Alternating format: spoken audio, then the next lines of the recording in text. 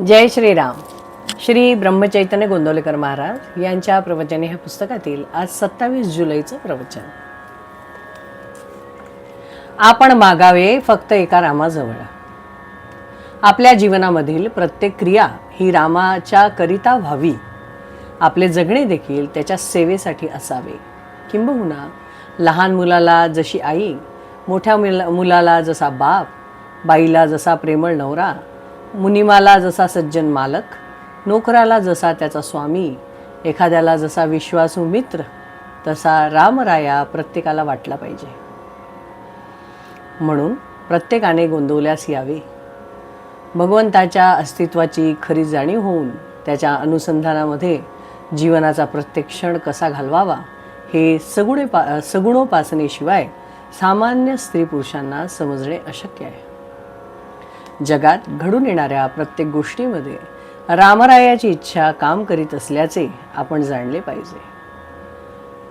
इतकेच नव्हे तर व्यवहारदृष्ट्या आपण योग्य प्रयत्न केल्यानंतर जे काही चांगले वाईट फळ मिळेल ते रामाच्या इच्छेनेच मिळते अशी श्रद्धा ठेवावी. अशी श्रद्धा ज्याच्यापाशी असते त्याला सुखदुःखाची बाधा होत नाही. सर्व काही राम करतो, खरे करते पण रामाचे हे नीट लक्षात आणून भगवंताकडे कर्तृत्व द्यावे आणि आपण मीपणाने नाहीसे व्हावे. खरोखर आपल्या रामाला काय कमी आहे? आपण मागावे फक्त एका रामाजवळ. तो देईल अथवा न देईल, जे देईल त्यात समाधान मानावे. दुसऱ्या कोणाही जवळ आपण कधीही काही मागू नये. त्यामध्ये आपल्या उपासनेला कमीपणा आहे. मात्र देणाऱ्याने स्वखुशीने दिले तर ते टाकू नये. माझ्या आयुष्यात मी नामाशिवाय दुसरे काही साधन केले नाही. माझ्या गुरूंनी मला नामच दिले. तेच नाम मी सर्वांना देत आहे. तुम्ही ते नाम घ्या, तुम्हाला राम खात्रीने भेटेल. तोंडाने नेहमी राम राम म्हणत जा. भगवंताच्या नामामध्ये जीवाचे कल्याण आहे असा माझा अनुभव आहे. म्हणून ते जास्तीत जास्त स्त्री पुरुषांनी घ्यावे. कोणत्याही कार्याच्या पाठीमागे भगवंताच्या उपासनेचे बळ ठेवा.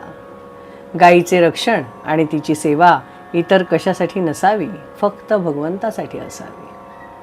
आपण जे काही करत आहोत ते सर्व भगवंतासाठी करीत आहोत ही जाणीव राहण्यासाठी त्याचे नाम सतत घेतले पाहिजे. ज्यावेळी समाजातली पुष्कळ माणसे अमर्याद विषयासक्त बनतात त्यावेळी कलियुग सुरू झाले असे समजावे. सज्जनांची बुद्धी भ्रष्ट होऊन ते देखील विषयाधीन बनतात. विषयांची प्राप्ती करून घेण्यासाठी वाटेल ते कृत्य करण्याची त्यांची तयारी असते. अशावेळी भगवंताच्या नामाचे महात्म्य जो सांगतो त्याच्यावर कठीण प्रसंग यायचेच. पण परमात्मा सांभाळतो अशा निष्ठेने जो राहील तो प्रत्येक संकटातून सही सलामत पार पडेल यात शंका नाही. म्हणून प्रत्येकाने नामाला चिकटून असावे. जगाचा नाद सोडा आणि भगवंताचे प्रेम जोडा. राम करता म्हणेल तो सुखी, मी करता म्हणेल तो दुःखी.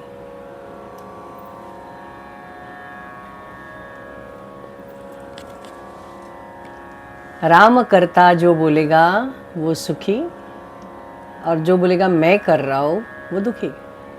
सीधी बात है. एक वाक्य में पूरा प्रवचन महाराज ने बता दिया है. और उन्होंने कहा है कि अगर आपको कुछ मांगना ही है तो सिर्फ और सिर्फ अपने राम से मांगिए.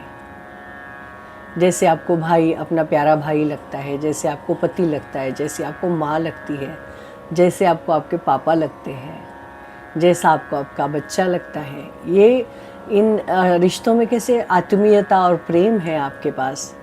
बस यही प्यार आपको राम के बारे में लगना चाहिए और इतना ही पास आपको राम लगना चाहिए. और ये लगने के लिए नामस्मरण करना बहुत ज़रूरी है. अगर आप नामस्मरण करते रहेंगे तो आपको ये अलग से फील करने की ज़रूरत ही नहीं होगी. आपको पता चल ही जाएगा कि हर जो कुछ हो रहा है वो राम की इच्छा से ही हो रहा है. और उल्टा हमने जो करना चाहिए वो राम के लिए ही, मतलब हमारा कार्य जो है वो राम का ही है और हम राम का ही कार्य कर रहे हैं. इसी भावना से हमने आगे बढ़ना चाहिए.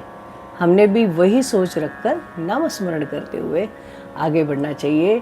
महाराज कहते हैं कि उन्होंने दूसरा कोई साधन जीवन में नहीं किया, बस राम नाम लिया। उनके गुरु ने उनको राम नाम दिया और वही राम नाम वो सभी को दे रहे हैं। और ये साधन छोड़ के उन्होंने कोई साधन नहीं किया और भगवत प्राप्ति उनको हुई। वो बोलते हैं मेरा अनुभव सच्चा है, मैं आपको दिल से बताता हूँ कि आपने अगर राम राम राम राम राम राम मन से आप लेते गए तो एक दिन राम आपको मिल जाएगा। और यही सभी दुखों का हरण है।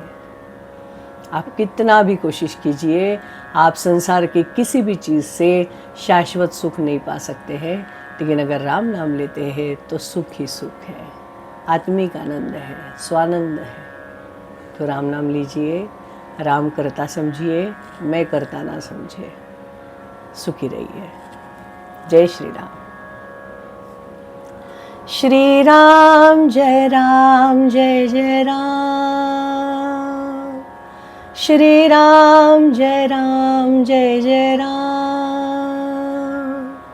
श्री राम जय जय राम। श्री राम जय जय राम। श्री राम जय जय राम।